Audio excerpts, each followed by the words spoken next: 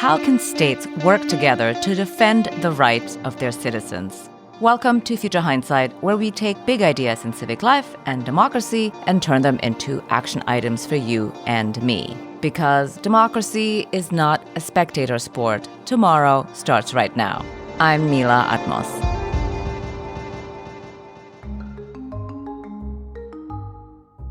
Citizen changemakers come in all shapes and sizes. And on this show, we've had the privilege of speaking with poll workers, organizers, activists, elected officials, scholars. The list goes on and on. The uniform may be different, but they all share a common thread: to strengthen the commons. And today's guest has walked a few of these paths. Julia Spiegel is the president and CEO of GovAct. She has pioneered innovative strategies for governors to collectively defend democracy and fundamental freedoms. Her creation of the Reproductive Freedom Alliance united 23 governors in protecting reproductive rights post-Roe, demonstrating how state leaders can marshal their combined authority to safeguard constitutional liberties when federal protections fail. And before we start, if you want to support Future Hindsight and all the work we do as an independent podcast, please subscribe to our YouTube channel. It's easy and free, and it really goes a long way. Check us out at youtube.com/Future Hindsight. Welcome, Julia. Thank you for joining us. Thrilled to be here. Thank you. So as I mentioned in the intro, you successfully launched the Reproductive Freedom Alliance while in government. What inspired you to then leave public service and create GovAct to formalize this model of governors working together across multiple issue areas? GovAct is actually technically a nonprofit, but in service of government. And what you helpfully referenced about the Reproductive Freedom Alliance, just to back up and give a little context for the listeners, is that I was serving in a legal capacity for Governor Newsom here in California when the leaked Dobbs opinion came down, indicating that the Supreme Court was going to reverse Roe v. Wade. Overnight, a fundamental freedom was about to be stripped away, and we in the states were left as the main line of defense. We had to mobilize and find creative ways for the state to fortify reproductive freedoms. And under Governor Newsom's incredible leadership, the state enshrined the right to reproductive freedom via a ballot initiative that I'd like to think lit a wave of those ballot initiatives across the country, enshrining reproductive rights into the state constitution. We started passing innovative laws that would protect patients and providers, which are now called SHIELD laws, and have also fanned across the country. And what happened organically is that other governors' offices tracked us down and said, "Are you the person working on this? I have so many questions for you. We're grappling with similar issues. Of course, the politics of my state are a little different, or we have these different constituencies, but we're trying to row in the same direction as you, and we'd love to learn from you and exchange ideas." And that happened a few times, and we realized we needed a new kind of institutional structure to facilitate governors' offices, states doing this work across state lines together. So that is what led to Governor Newsom launching the Reproductive Freedom Alliance with, as you said, 23 governors. And what we discovered is that we had tapped into something really powerful, that once you create the ability to form these relationships, to start innovating and doing things differently across government, there was just incredible appetite to build and grow. And so that is why, as you said, I left a job that I dearly loved and formally left state service to serve in a different capacity, which is through GovAct as a central platform for governors to protect fundamental freedoms across the country. And we now have 3 alliances of governors. Of course, the original Reproductive Freedom Alliance, a more recent Governors Safeguarding Democracy Alliance, and then just in the last few months, we launched a Public Health Alliance. So we are, of course, everybody knows, in a moment of crisis in American democracy.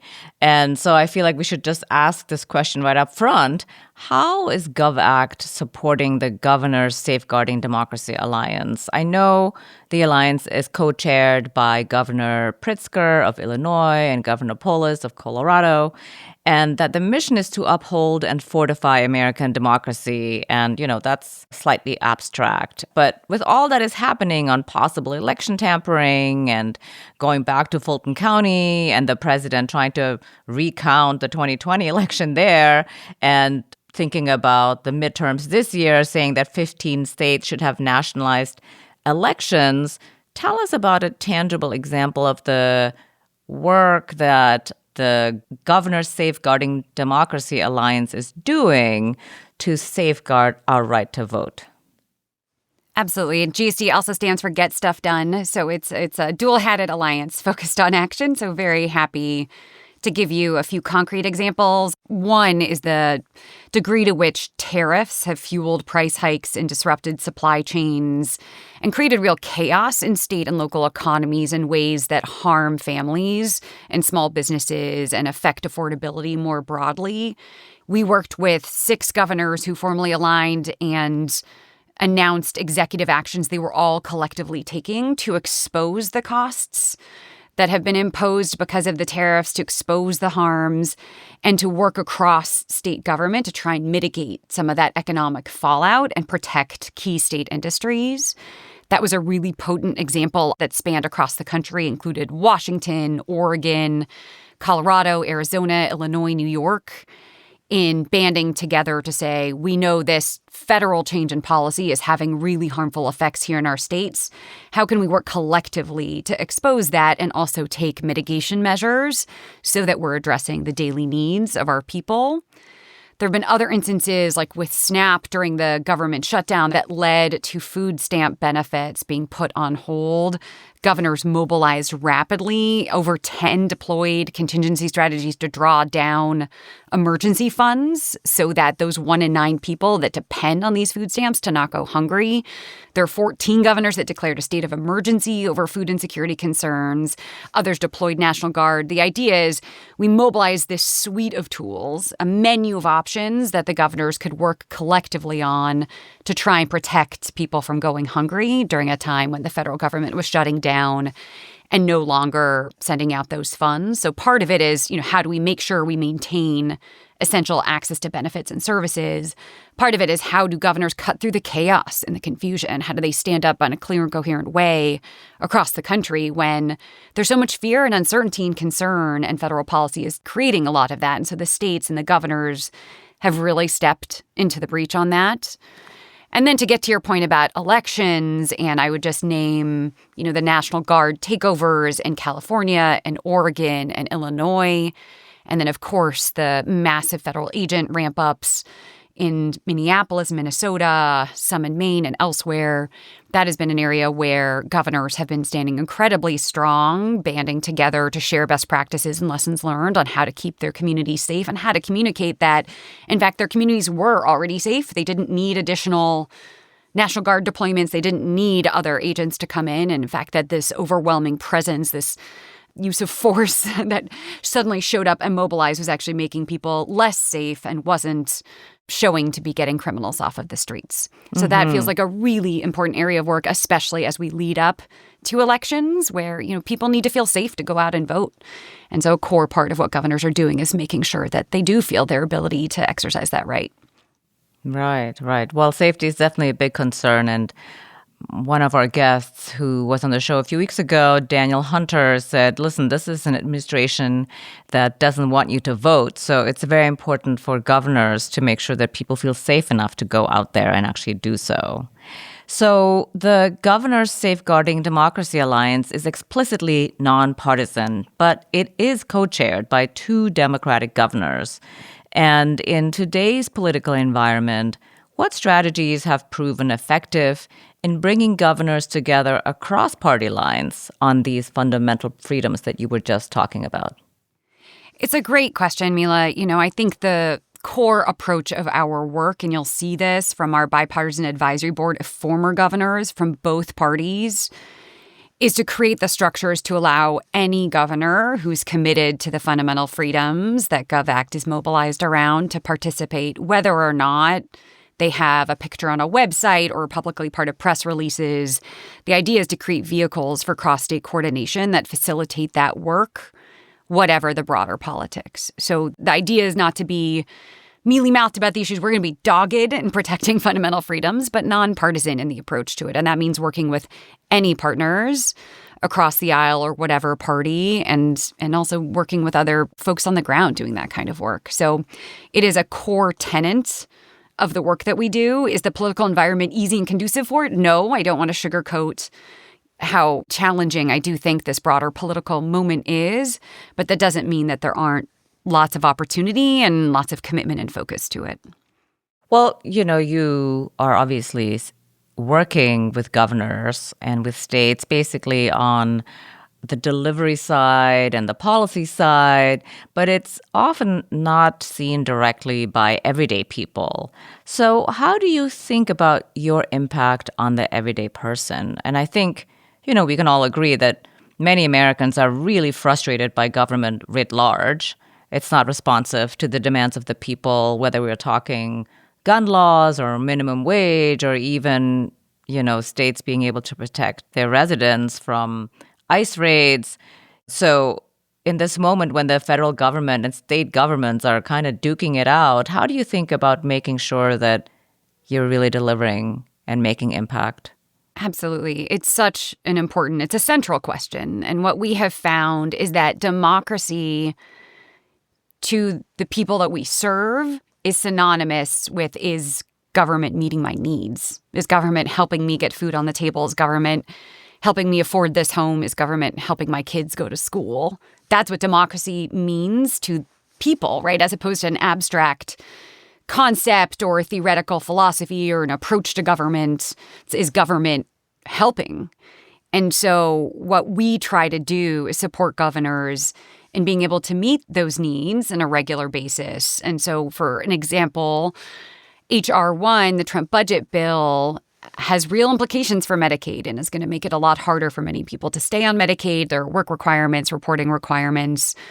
So we've been working doggedly with governors' offices to support them on the implementation challenges with respect to the new changes.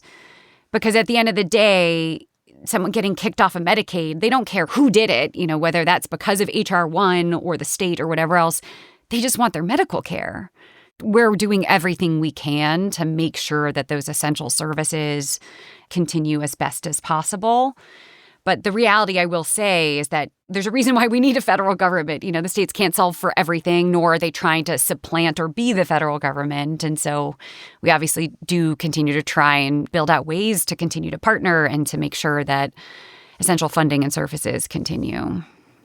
Yeah, that's a really good point, that states cannot supplant the work of the federal government, although clearly the federal government is at odds with its own policy in this current moment, meaning policy that was written a while back and that they no longer want to honor. Yeah. Can I give a concrete example of that, Mila? Sorry, yeah, this is to take you in a slightly different direction. But on public health, for instance, this new Governor's Public Health Alliance, the states aren't going to create an FDA in every state, right? We're not going to have our own separate approval process for each food and drug that needs to be reviewed. That is a federal responsibility. But where the federal government starts to roll back its recommendations for vaccines that are known scientifically and through all the evidence to protect the public's health, states are stepping up and taking action. So another example is that we created a cross-state toolkit with a range of actions, a checklist of things that governors could do to make sure that vaccines were still accessible and affordable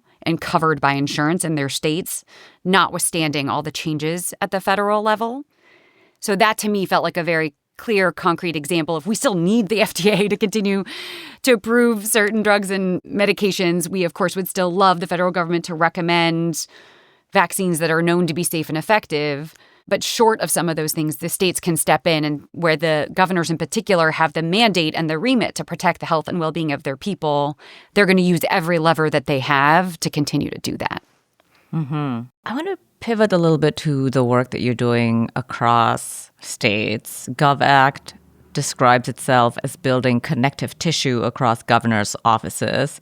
And I would love to hear a story where this coordination helped governors move toward real innovative policy, something that strengthened democratic institutions or protected citizens' rights in a measurable way. Let me give you an example from the reproductive rights context that is actually coming up in the public health and democratic context. So one of the two drugs that is used for medication abortion, mifepristone, is continuing to be attacked in the courts and maybe rolled back federally as well, which creates great risk and uncertainty for people seeking that essential form of health care. And what what we did across the states was quite innovative and hadn't been done before, which is California negotiated a common contract that enabled states to stockpile the drug at the same price point and in any ways they wanted. And what was interesting is that some governors did it, some governors didn't, some did it loud and proud, some did it quietly. But it was a new way of procuring protection for people and being able to say, no matter what happens in the courts or federally, you can get the care that you need in my state. That was something that hadn't really been done before, but now is being looked at in the context of bulk procurement of vaccines, of bulk procurement of PPE, of other supplies and essential equipment that people need to access healthcare or other aspects of their daily lives. So it's just an example of where actually having that connective tissue, using the market power that some states may have. Not every state is as big and economically powerful in the way that California is, or that New York or, Massachusetts, other states are. And it's a way to say where there's a strategic advantage or some state is able to mobilize or innovate in a certain way, let's fan that out across the country so that all these states can benefit in a really concrete way. Well, you're talking about market forces and how that really helps in this alliance. And maybe this is not the perfect example, but what would have happened to citizens if governors had been working in isolation? And, basically what I'm trying to get at is, what does it tell us about the power of states working together? We just wouldn't have been as prepared or as swift. I appreciate the interest in concrete metrics and deliverables, and that's obviously what we strive for every day. Government doesn't always have those direct lines or metrics, but the reality is that you want to be as innovative and swift as possible given changing policy and circumstances. And it's much harder to do that when you're doing it in isolation, state by state. And you may not have the same industries in your backyard or the same experts on the team or the other information. It's a way to short circuit that and pool the resources, pool the best practices from different states and share out in real time so that we're not only not reacting, you're prepared in advance with some of the best thinking in the country and able to troubleshoot with each other how to approach it. For instance, when new medications were coming on the market, it was unclear how state insurance would cover it based on how it was set up federally. We were able to get our state Medicaid directors together and the governor's offices to troubleshoot in real time so that the day that this first ever non-prescription contraception was going to become available, that it would be covered in the states and available to people.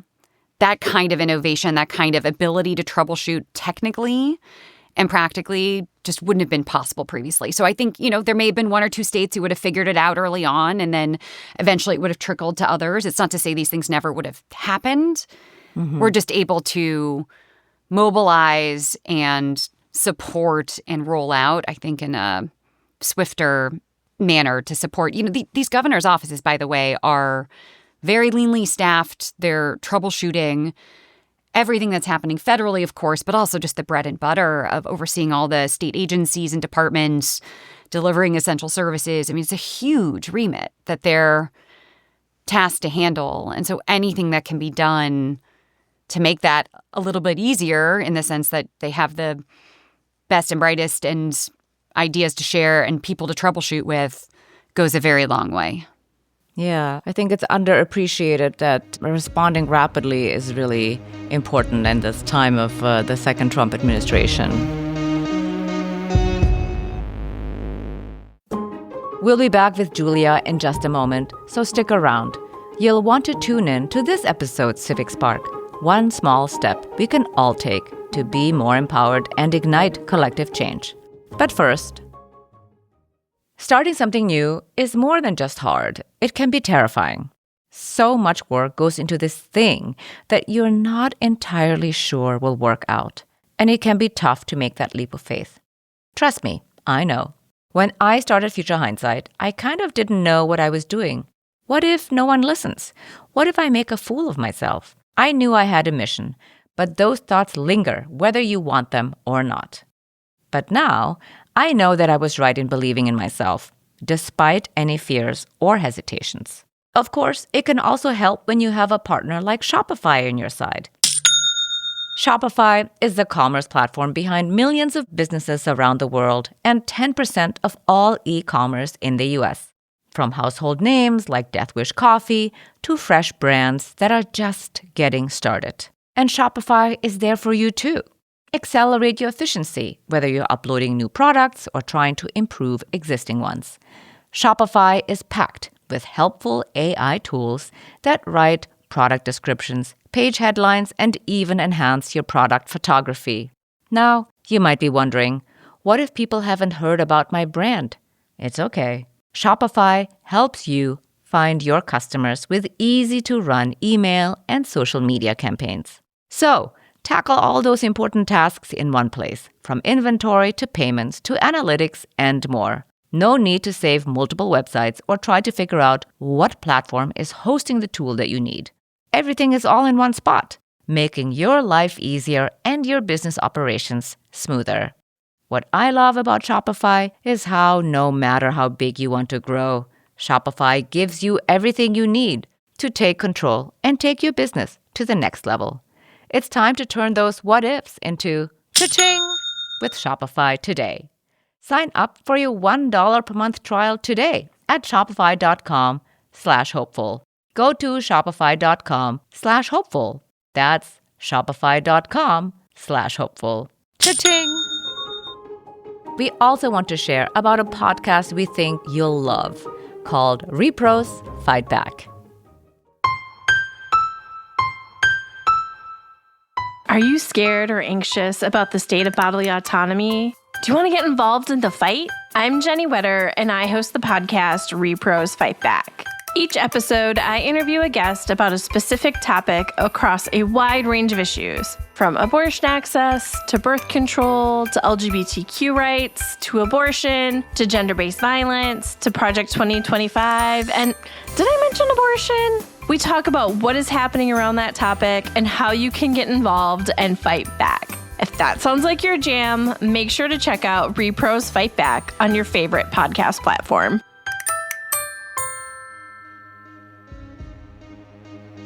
And now let's return to my conversation with Julia Spiegel. I am curious about how GovAct is supporting governors who want to protect the people in their states, given the current surge of ICE activity and given the brutality of ICE tactics. I know it's really tricky for states to navigate the relationship between state sovereignty and federal immigration enforcement. Is there something that you can point to? And I'm thinking here of legal or policy tools that are proving most effective to rein in ICE activity. Well, so for one, I don't know that we can focus just on ICE. There's Customs and Border Patrol, there's National Guard, there are a variety of different actors. And I think the core question for governors is, how are they working to maintain the safety of their people in their states? And so one tactic that we've seen be very effective in Illinois and California and elsewhere is to communicate clearly and early that the governors and state police and highway patrol and any local law enforcement have the security situation under control, that any pretext for needing to ramp up presence is unnecessary and in fact can be harmful. Now, of course, that doesn't apply to straight immigration enforcement, but they can be very clear about not allowing state resources to be used for the purposes of immigration enforcement, because that separation is really important from a public safety standpoint. We've seen sheriffs and law enforcement across the country speak up about that if they lose the relationships with local communities, the ability of people to report and cooperate, engage, because they're viewed as immigration enforcers rather than there to be local and state law enforcement, it undermines public safety writ large. So having those very clear non-cooperation frameworks and laws and policies has proved to be quite advantageous, in addition to the clear communication strategy about what is and isn't actually happening on the ground. What are the circumstances that justify further mobilization or not? I do think this is a tough media ecosystem, and mis and disinformation spreads very quickly. And so that's an area where you've seen governors like Governor Newsom mobilize rapid fire to try and counteract the misimpressions, the blatant distortion of facts on the ground, to be very clear about the fact that the vast majority of protests were peaceful, that there aren't security concerns, that the situation is under control. So some of it is how do you get out in front of those kinds of distortions and tactics that create more chaos and confusion and could undermine safety and security when a situation actually is under control. And, some of this is the governors talking to each other. Newsom actually had Governor Kotek and Pritzker on his own podcast to talk about all they were doing collectively to confront the National Guard takeovers in their states. Just as there's power and strength for people gathering, there's power and strength in governors and their teams gathering. And so I think sharing those notes and being able to communicate out to people about all the ways in which they are locking arms and partnering goes a very long way. Well, what is your favorite part about the work of GovAct? Oh, I love that question. There's so many things. Give me one first. I'll give you one. Yes, I'll give you one. The one that immediately comes to me is working in support of the incredible staff that work for these governors day in, day out. In this era, it feels like public servants have been maligned, especially federally, but just the risks to public servants, the threats, doxing that is happening, the targeting of them, when what I witness day in, day out are these tremendous public servants who are largely out of the limelight, don't get paid exorbitant salaries that they could make in the private sector, and are working so incredibly hard on behalf of the people of their states and for their governors. And it's extraordinary to see. They're incredible. And so to me, it's just the privilege and honor of a lifetime to get to support and be there and provide resources in whatever ways I can to make their jobs just a teeny bit easier. Yeah. So we already touched on the three alliances that you're working on: democracy, public health, and reproductive freedom. Are you considering another alliance in another field? And if yes, what would that be? And if not, is there an idea that you would like to tackle next? I was going to say, I would love your ideas. You should tell me what you think, what you think we should tackle. Well, I have some ideas. I think one of the things is to make democracy more immediately tangible to everyday people. And I think there's this feeling among, when you're walking through your everyday life, that the government is somehow apart from you and is not really in your lives in a way that it's part of your everyday decision tree. There's a special election here in New York just a few days ago, early February, and, turnout is very low. Like, these local elections are always low turnout, and I think they shouldn't be, because I think this is where really the rubber meets the road. And to your point, the governors and the state offices are the people most responsive to the needs of your everyday lives. I completely agree. And I will say one through line that I've actually seen across all three alliances and our broader work at GovAct is a focus on affordability, because that is where the rubber hits the road for people, right? Is healthcare, in fact, accessible because it's affordable? Is public health available because people know where to go to get vaccines and they're still covered by insurance? How are governors addressing housing shortages and other essential needs in states? That's why the food stamp work was so incredibly important, where people are going hungry and facing such food insecurity. Those are the bread and butter issues that we've got to deliver on. It's not a choice. It's an essential feature of government. And so that has felt like a really paramount concern across everything that we do, whether it's reproductive rights, public health, democracy, or anything else. So that has certainly become a thread across everything we do. The other thing I'll say in terms of scope and approach is that, if we end up with a new alliance, it's because the governors asked for a new alliance. We are here to serve. And so we march to their tune based on what the governors and their teams are saying the needs are. So if you had asked me 6-8 months ago, would we be launching a governor's public health alliance, I would have said, why would we do that? It wasn't entirely clear what the needs might be, but we are built to be flexible and nimble and responsive to what they articulate they need in the moment, and to mobilize around that. So the vehicle is there, and we're here to take their marching orders. Since you mentioned affordability and healthcare and public health, is there a movement among governors in states to have universal healthcare? And can you roll that even out on a state-by-state level? Well, what we have seen are, the phrase of states being the laboratories of democracy and trying these things out. I mean, Massachusetts was obviously a huge leader, and I think you're seeing increasing desire and appetite to figure out how other states could follow and lead in that area. There's also been really interesting innovations around universal pre-K and K for those who have kiddos and know how hard it is to not really have public options for young kids who need to go to school.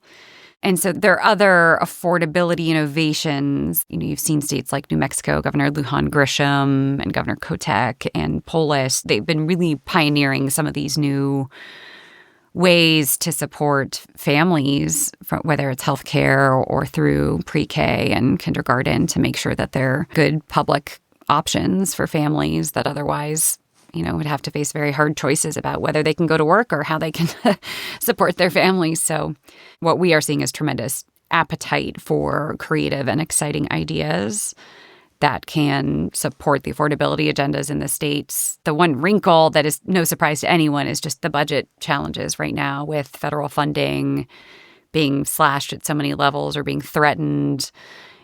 States don't have limitless coffers. And so how do you balance trying to address these essential needs with keeping a balanced budget? It ain't easy. Yeah, definitely no.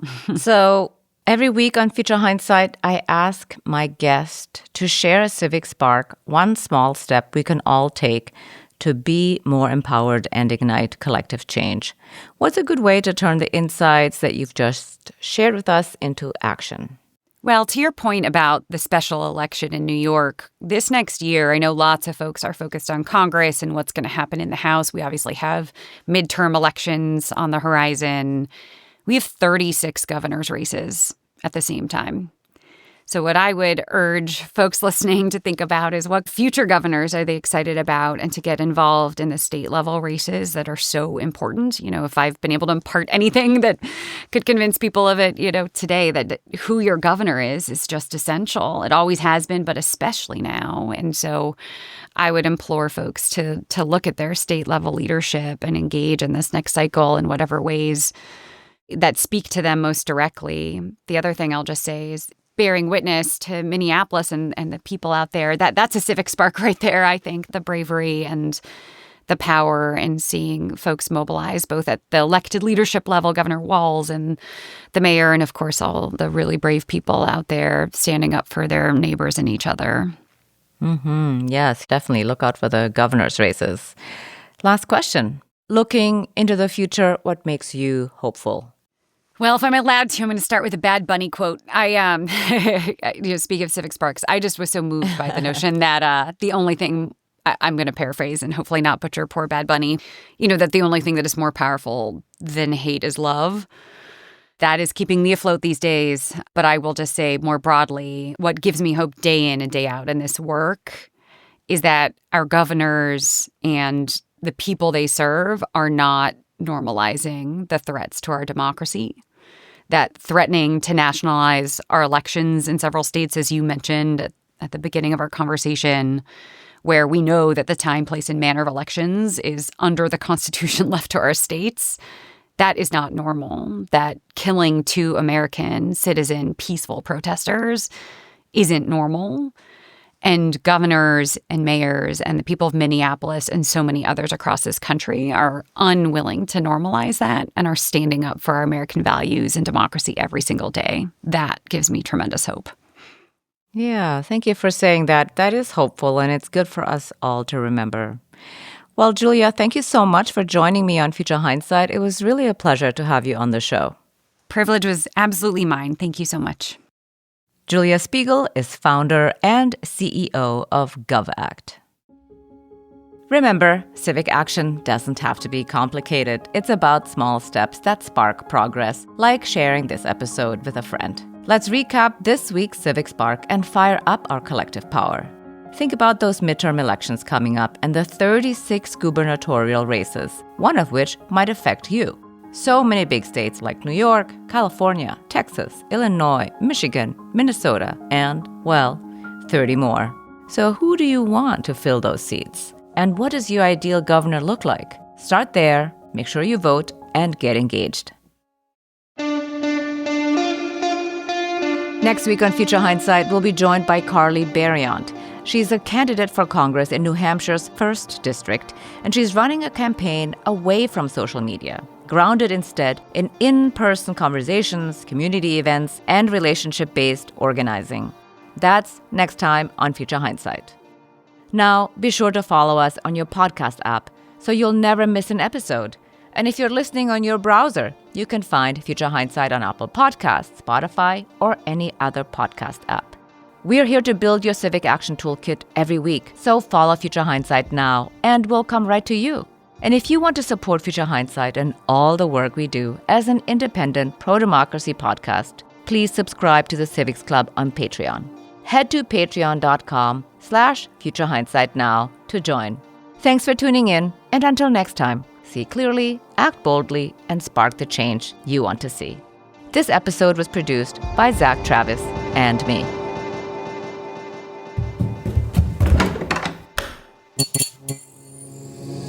This podcast is part of the Democracy Group,